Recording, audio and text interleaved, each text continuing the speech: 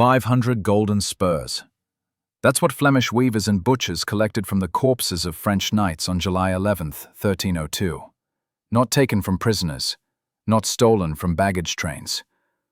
Cut from the boots of dead noblemen lying face down in the mud outside Courtrai. This is the Battle of the Golden Spurs, when peasants with farming tools destroyed the finest heavy cavalry in Christendom. July 11th, 1302. The fields east of Courtrai, Flanders, modern-day Belgium. 9,400 Flemish Guild militiamen face 8,000 French troops. But numbers lie. The French bring 2,500 mounted knights in full plate armor, the military elite of medieval Europe. The Flemish counter with maybe 200 noblemen. The rest? Weavers, butchers, fishermen, glove makers. Men who've never charged a cavalry line in their lives. The French knights wear 60 pounds of plate armor, chain mail, and steel helmets. They ride war horses bred for battle, each animal worth a year's wages. Their commander, Robert II of Artois, 52 years old, veteran of the Aragonese Crusade, conqueror of Sicily, defeater of the Flemish at Furness in 1297. He's fought more battles than most Flemish militiamen have seen summers. The Flemish? Steel helmets, yes. Some mail haubergeons for the lucky ones. But most fight in leather jerkins with wooden clubs. Their primary weapon, the goedendag. A 5-foot wooden staff with a spike on top. Literally, a fancy stick. Every military manual in 1302 says the same thing. Heavy cavalry breaks infantry. Always. The charge of armored knights is unstoppable. It's been the dominant battlefield tactic for 200 years. Instead, the Flemish use terrain like a trap. They position themselves between streams and marshes. They dig ditches and hide them with branches. They turn the battlefield into a maze where horses can't gallop, where momentum dies, where 60 pounds of armor becomes a coffin. 3 hours later, 1,000 French nobles lie dead in the mud. The Flemish collect those 500 pairs of golden spurs and hang them in the Church of Our Lady as trophies. This is how craftsmen ended knightly supremacy. This is why historians call it the beginning of the Infantry Revolution. This is Courtrai. 2 months earlier, those same Flemish guildsmen crept through Brugge in the pre-dawn darkness of May 18th, 1302. They entered homes where French soldiers slept. The French garrison, 2,000 men, never woke up. The Brugge Matins, they called it. A massacre so complete that only the French governor, Jacques de Châtillon, escaped by disguising himself as a priest. The guildsmen used a shibboleth to identify victims. Shield en friend, shield and friend, a phrase impossible for French speakers to pronounce correctly. Anyone who stumbled over those Flemish consonants died with a goedendag spike through the throat. King Philip IV of France, Philip the Fair, was irate. You don't massacre 2,000 royal soldiers and expect mercy. He assembled an army. Not just any army. The flower of French nobility. Every count and baron capable of bearing arms. Philip wanted Flanders crushed, its rebellious cities burned, its guild leaders executed as examples. He gave command to Robert of Artois, the king's own cousin, a man who'd never lost a major engagement, a commander so confident he owned a pet wolf. Robert marched north with his knights, their armor glinting in summer sun, their banners bright with heraldic colors. They would teach these tradesmen their place. They would remind Europe why knights ruled battlefields. The Flemish watched them come, and they dug their ditches deeper. This wasn't just about Flanders. This was about the entire medieval social order. For 200 years, heavy cavalry had been invincible. Knights, trained from childhood in warfare, armored in steel that cost as much as a farm, mounted on horses bred for battle, represented military supremacy. They were the enforcing arm of feudalism.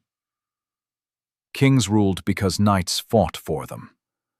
Lords controlled land because knights protected it. The feudal pyramid stood because at its military foundation were mounted warriors that infantry couldn't defeat. If guild militiamen could destroy knights in open battle, what did that mean for the social order? If butchers and weavers could kill counts and barons, why should commoners obey nobility? The French understood this. That's why they sent their best. That's why Robert of Artois brought not just knights, but the cream of French chivalry. 75 major nobles whose names filled Chronicles, whose families had ruled for generations. The Flemish understood it too. They weren't fighting for territory or taxes. They were fighting for the right to exist outside feudal control. The wealthy cloth towns of Flanders, Brugge, Ghent, Courtrai, Ypres, had grown rich on the wool trade with England. They didn't need feudal lords. They had their own militias, their own wealth, their own power structures based on guilds, not bloodlines. This battle would determine whether the future belonged to mounted nobility or organized infantry, whether medieval warfare would continue to be the preserve of aristocratic cavalry, or if commoners with pikes could change the rules. The armies assembled outside Courtrai, the French confident, the Flemish desperate, and the marshy ground between them, crisscrossed with hidden ditches, whited. The franco-flemish war had raged since 1297.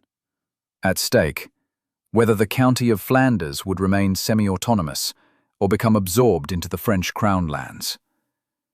Count Guy of Dampierre had made a fatal mistake in 1297. He allied with King Edward I of England against France, breaking his feudal oath to Philip IV. France's response was overwhelming. In 1297, Robert of Artois led a French army that defeated the Flemish at the Battle of Furnes. By 1300, French forces under Charles of Valois, the king's brother, had conquered all of Flanders. Count Guy and his son Robert were captured and imprisoned in Paris. Philip IV then made his mistake. He didn't install puppet rulers. He abolished the title of Count of Flanders entirely, declared Flanders a crown land, and appointed Jacques de Châtillon as governor. This direct annexation enraged the Flemish, especially the powerful craft guilds who'd grown wealthy on cloth trade and feared French taxation would destroy their prosperity.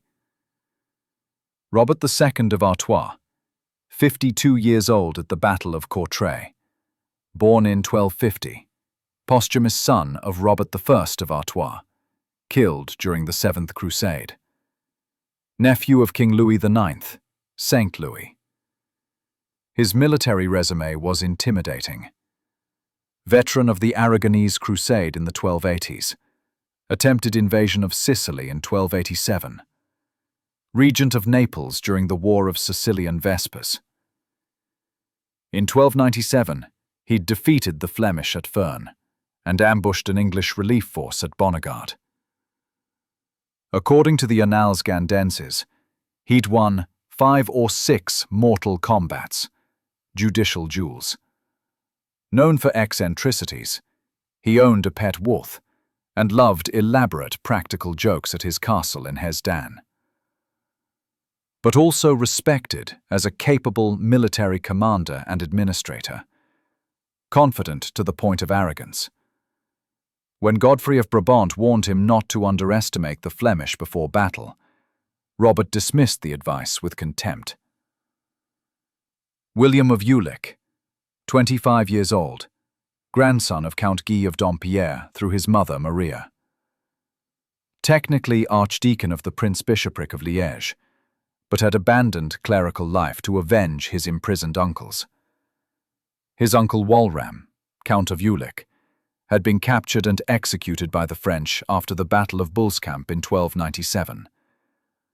That personal grievance drove William's commitment to the Flemish cause. Young, inexperienced in large-scale warfare, but intelligent enough to defer to more experienced commanders like Jan van Renesse of Zeeland. More importantly, he had the noble lineage the guild militias needed for legitimacy. Peter de Koninck, a weaver, and Jan Bretel, a butcher, were the real leaders of the Brugge Uprising, but neither had the social standing to command an army of 9,000. French forces, 8,000 to 10,000 total. Sources vary. Core strength, 2,500 mounted men-at-arms, knights and heavily armoured cavalry. 75+ major nobles, including counts, barons, and the Constable of France. Armour, full plate harnesses for the wealthy, combination of plate and mail for others. Horses, destriers, war horses, worth 100 to 200 livres each, equivalent to a year's income for a craftsman. Weapons, lances, swords, maces, warhammers. Supporting troops, 1,000+ crossbowmen, likely Genoese mercenaries, plus 4,000 to 5,000 light infantry with spears and javelins. The Annales Ghandenses claimed 10,000 mounted men, besides such a host of crossbowmen and foot that I have not heard their number stated. Modern historians estimate 8,000 to 10,000 total, with the 2,500 knights as the decisive striking force. Flemish forces, 9,400 militia infantry. Composition, urban militias organized by guild from Brugge, 3,000, Ypres, Courtrai, and eastern Flanders. 400 nobles, mostly dismounted to fight alongside commoners. 900 trained crossbowmen. 8,100 infantry with pikes, spears, and goedendags. Equipment. The Flemish were well equipped by militia standards. All had steel helmets and neck protection. Most had mail haubergeons, short mail shirts, iron or steel gloves. Primary weapon, the goedendag, 3 to 5 feet long, 90 to 150 centimeters, wooden staff, 2 to 4 inches diameter, 5 to 10 centimeters, widening at the top with a steel spike inserted. Weight approximately 3.85 pounds. Pikes, 12 to 15 feet for front ranks. Crossbows for 900 specialists. Swords and daggers for close combat. According to chroniclers, they prided themselves on their regular training and preparation. These weren't untrained peasants. They were urban militiamen who drilled regularly, maintained their own equipment, and understood formation fighting. The critical difference: the French army was built for mobile warfare and cavalry charges. The Flemish army was built for defensive formation combat. Both were professional in their own way, but optimized for completely different tactical approaches. The battlefield. Location: fields east of Courtrai, modern Courtrai, Belgium, between the town walls and the river Lys, Leia. Terrain: the critical factor. The floodplain was crisscrossed by 2 main waterways, the Groninger Brook and the Great Brook, plus numerous drainage ditches. The Flemish engineers had been busy. They dug additional concealed ditches, covering them with branches and dirt to create an uneven, treacherous surface. Weather. July 11th, 1302. A sweltering summer day. Chronicles mention the sweltering sun, under which the Flemish infantry waited. This weather would prove crucial. Knights in 60-pound armor, charging across broken ground, would exhaust quickly. The Flemish position formed a grand curve. River Lys protected their left flank. Courtrai's walls protected their right and rear. Between them and the French, marshy ground, hidden ditches, and visible streams that seemed crossable, but would break cavalry momentum. The French would have to cross water obstacles under fire, then charge uphill through uneven ground against a prepared defensive line. But Robert of Artois never ordered a proper reconnaissance.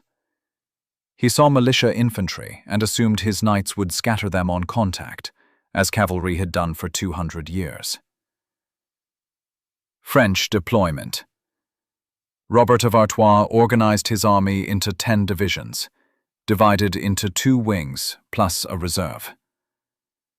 Right wing, Robert's personal command. 4 divisions of cavalry opposite the Groninger Brook. Left wing, Constable Raoul de Clermont-Nesle, 4 divisions opposite the Great Brook. Reserve, 2 divisions under Count Guy of Saint-Pol and Count Robert of Boulogne, positioned at the junction of the 2 wings. The crossbowmen and light infantry formed the vanguard. Standard medieval doctrine. Missile troops soften the enemy, then heavy cavalry delivers the killing blow. The French deployment showed both confidence and contempt. Robert positioned his knights from maximum shock impact, expecting to break the Flemish line in a single charge. He didn't deploy his infantry for sustained combat. They were skirmishers, not main battle troops. Flemish deployment. William of Jülich created a single, deep defensive line in a curved formation, anchored on geography. Left flank, resting on River Lys.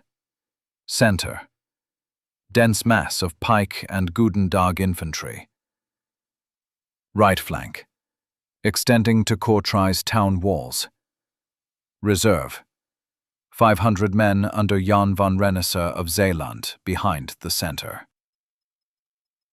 Detachment, 1,200 men from Ypres, containing the French garrison inside Courtrai Castle.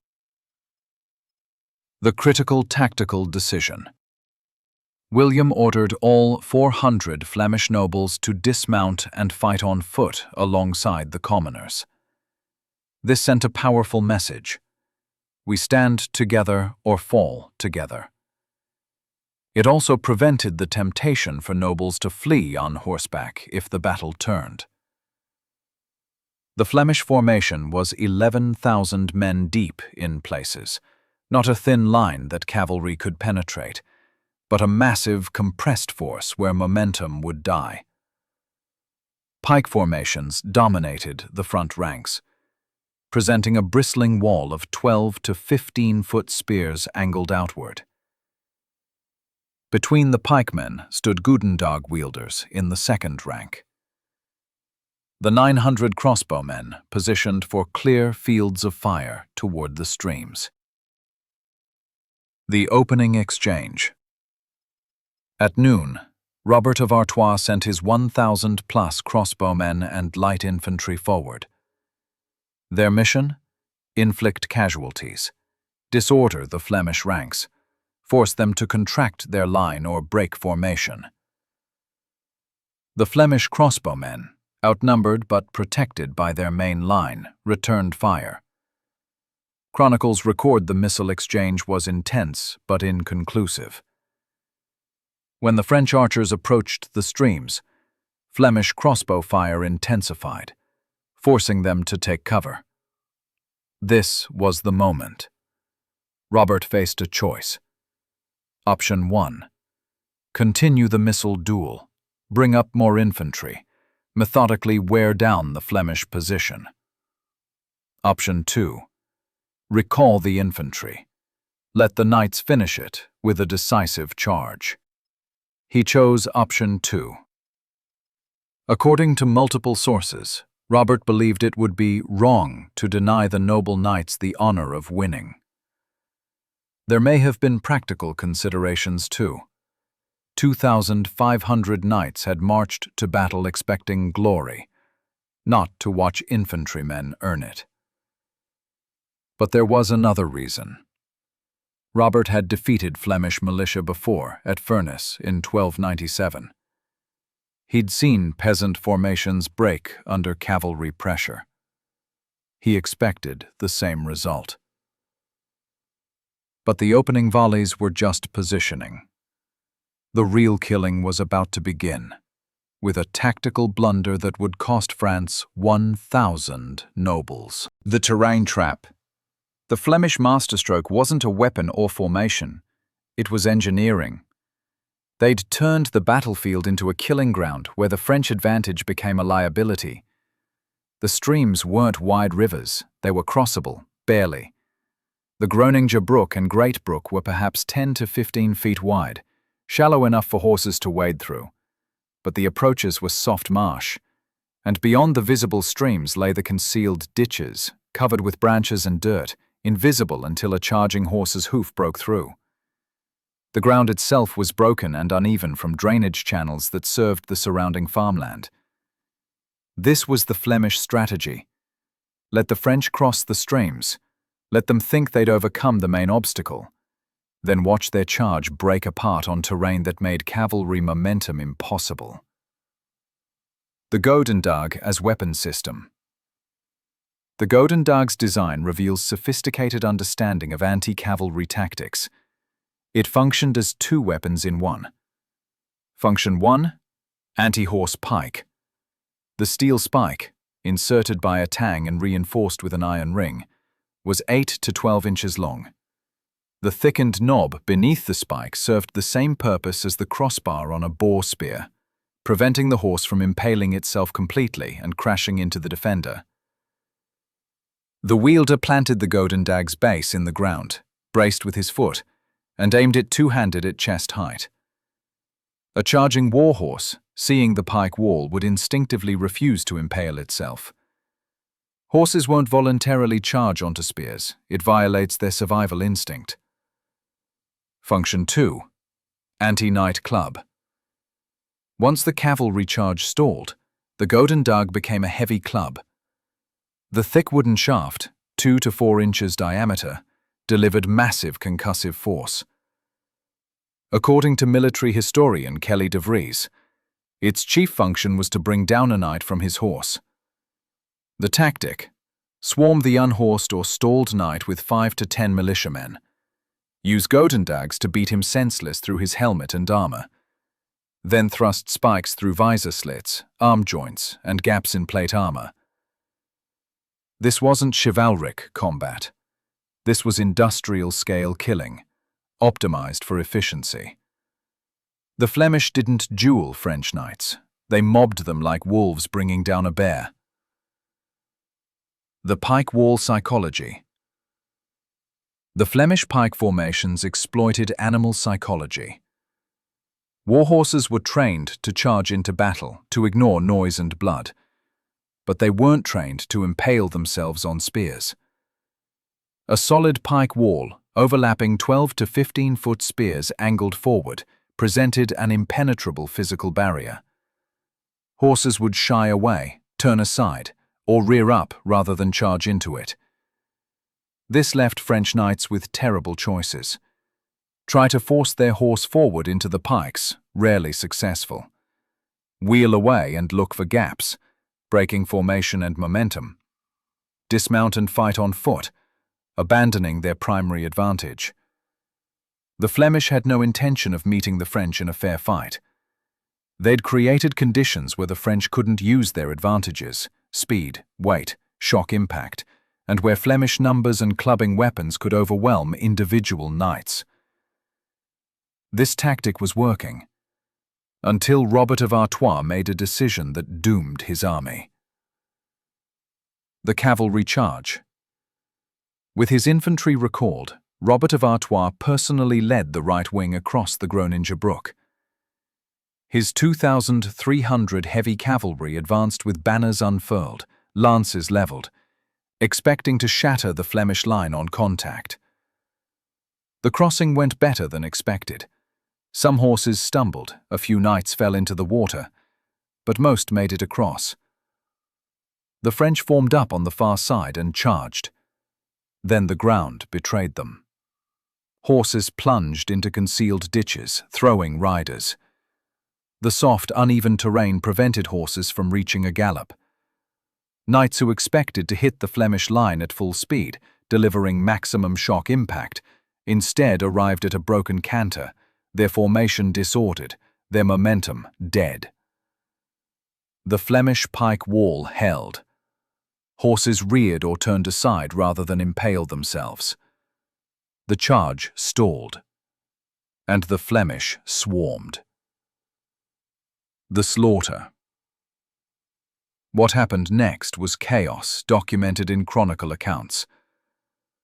According to the Annales Ghandenses, the fighting was fierce and cruel, but not prolonged. Each French knight who penetrated the pike line found himself surrounded by 5 to 10 Flemish militiamen. The goedendags rained down. Brutal, methodical strikes to helmets, shoulders, arms. The concussive force stunned knights inside their armor. Then came the spikes, thrust into visor slits, neck joints, armpits where plate armor gaped. The weight of French armor, usually an advantage, became a death trap. Knights knocked from horses couldn't rise quickly. The 60 pounds of plate that had made them invincible against sword cuts made them helpless against clubbing weapons and swarm tactics. On the left wing, Constable Raoul de Clermont-Nesle led his cavalry across the Great Brook. Same result. The horses couldn't charge effectively across broken ground. The pike wall held. The swarming began. Robert's last charge. Seeing his flanks collapsing, Robert of Artois led his reserve in a desperate charge into the Flemish centre. He broke through the pike line. Contemporary accounts confirm French knights in the centre pushed deepest, even wounding William of Jülich. But penetration wasn't victory. The Flemish line bent, didn't break. William was carried to the rear, but his servant donned pieces of his armor and rode William's horse back into the fight. A brilliant deception that kept Flemish morale high. Jan van Renesse committed the 500-man reserve. Fresh troops slammed into the French breakthrough. Robert of Artois, surrounded and unhorsed, was cut down by Flemish infantry. According to some accounts, he begged for his life in French. The Flemish militiamen allegedly replied they didn't understand French. A grim callback to the Brugge Matins shibboleth, and killed him. The rout. With Robert dead and both flanks destroyed, French resistance collapsed. Knights tried to flee back across the streams. The mud, the ditches, the weight of their armor, everything that had prevented a successful charge now prevented a successful retreat. The Flemish pursued for 6 miles, 10 kilometers. This was the shocking part. Medieval custom dictated that wealthy nobles be taken prisoner for ransom. A captured count was worth years of income. The Flemish took almost no prisoners. William of Jülich had issued clear orders. No prisoners while the battle remained undecided. This prevented Flemish ranks from breaking as individuals escorted captives to the rear. But after victory, the killing continued.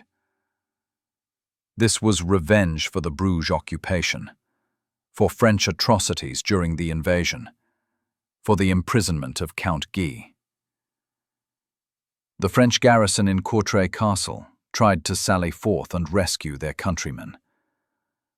The 1,200-man Ypres detachment ambushed them, drove them back, and sealed the castle.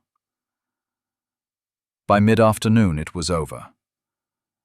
The field was covered in French dead, and the Flemish began collecting the golden spurs. Immediate aftermath. Casualties. The Annales Ghandenses reports more than 1,000 men, French, dead, including 75 important nobles. These included Robert II, Count of Artois, Commander-in-Chief, killed in the Flemish centre; Raoul de Clermont-Nesle, Lord of Nesle, Constable of France, highest military office; Guy I of Clermont, Lord of Breteuil, Marshal of France; Simon de Melun, Lord of La Loupe, Marshal of France; Jacques de Chatillon, the hated governor of Flanders, killed in the battle. Modern historians accept these figures as plausible, though some French sources inflated casualties to 10,000 plus to explain the catastrophe. The loss of 75 plus major nobles in a single afternoon was devastating. Roughly 3 to 5% of France's military aristocracy wiped out in 3 hours. The Flemish collected 500 pairs of golden spurs from the dead knights. These gilded spurs marked knightly rank. Only dubbed knights and nobility wore them. The Flemish hung them as trophies in the Church of Our Lady in Courtrai, where they remained until 1382, when the French recaptured the city during the Battle of Ruzebecca and took them back. Flemish casualties are not recorded precisely but appear to have been surprisingly light, perhaps a few hundred. The combination of defensive terrain, pike formations, and armor gave them significant protection during the missile exchange and melee. The golden spurs. Those 500 pairs of spurs became the battle's enduring symbol. They represented something unprecedented. Common craftsmen had stripped the symbols of knightly rank from noble corpses.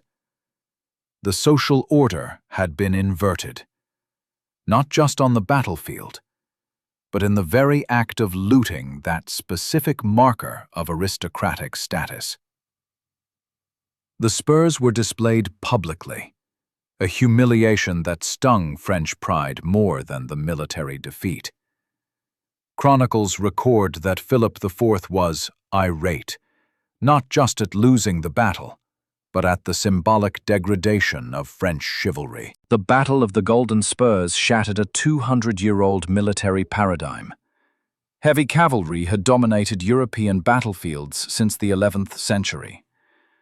The feudal system itself rested on the military superiority of mounted knights.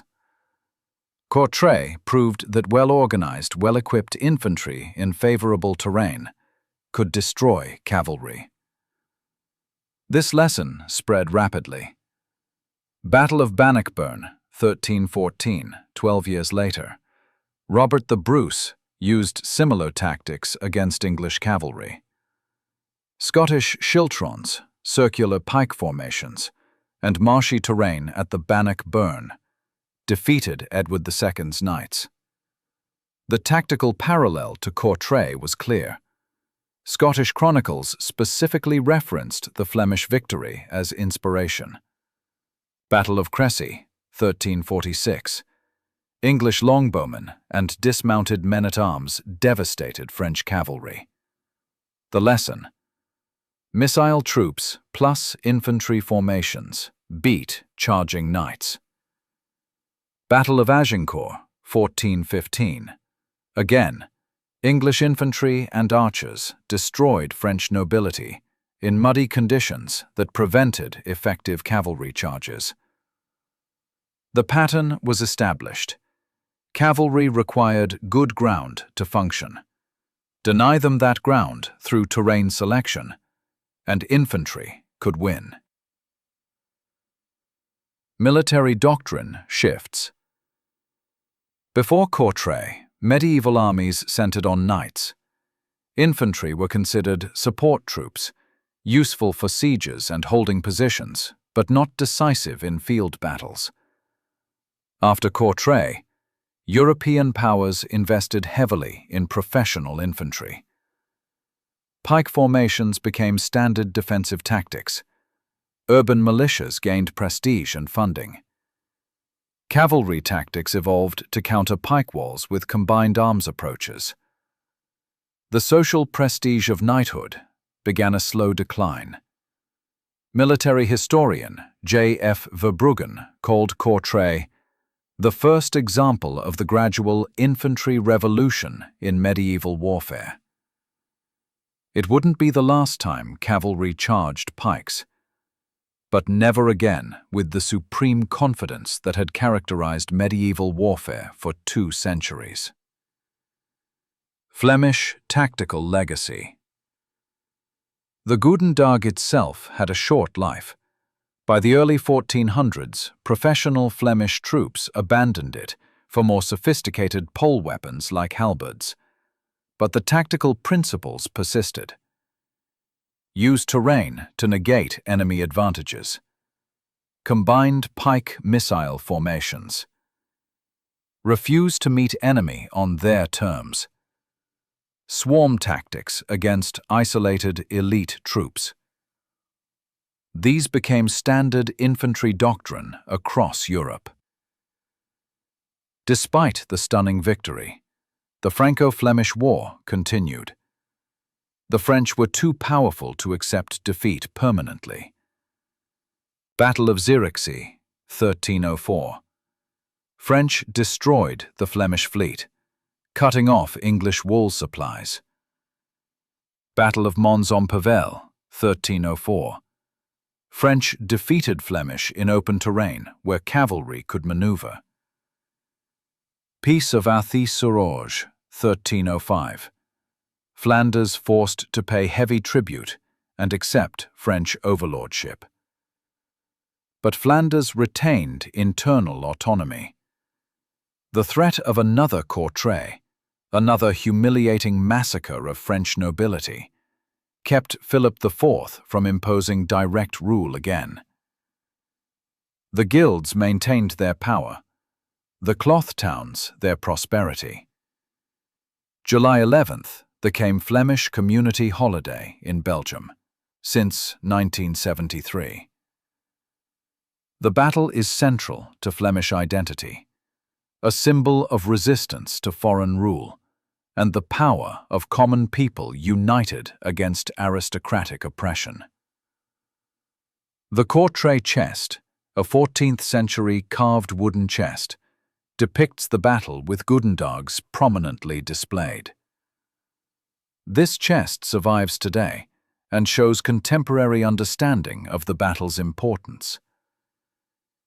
In the 19th and 20th centuries, Flemish nationalism embraced Courtrai as a founding myth, proof that Flemish identity and military capability existed independently of French or Walloon influence.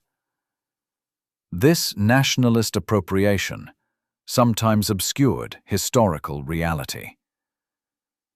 The Flemish commander Guy of Namur was Walloon, French-speaking, but the emotional power remained. The Courtrai tactics, pike formations plus favorable terrain plus anti-cavalry weapons, were copied rapidly across medieval Europe, but they also evolved as cavalry developed counter-tactics. Scottish schiltrons at Bannockburn refined the circular pike formation. English longbowmen at Crécy added devastating firepower to infantry formations. Swiss pike squares, 13th century onward, perfected offensive pike tactics, actually advancing against cavalry rather than standing defensive. By the mid-13th century, French and English cavalry had learned to dismount and fight as heavy infantry when facing strong pike formations. At Crécy, 1346, dismounted French knights still lost to English archers. The problem wasn't cavalry itself, but the assumption that mounted shock tactics could break any infantry.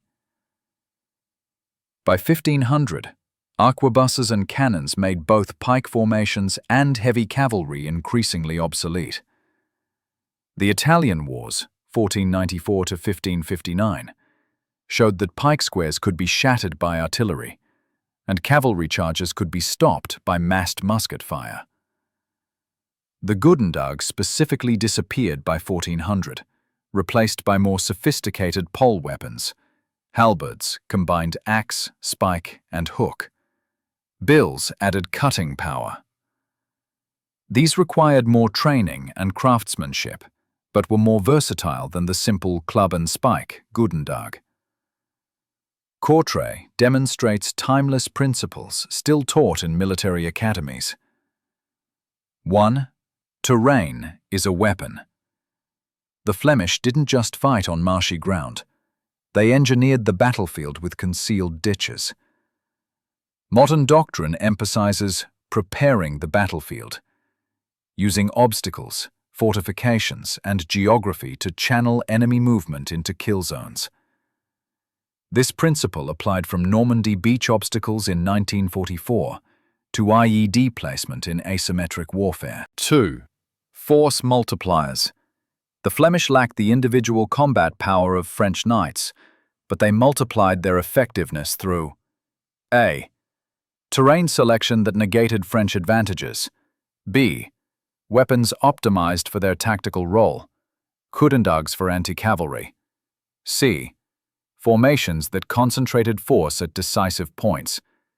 This is the essence of force multiplication, achieving effects beyond your raw numbers.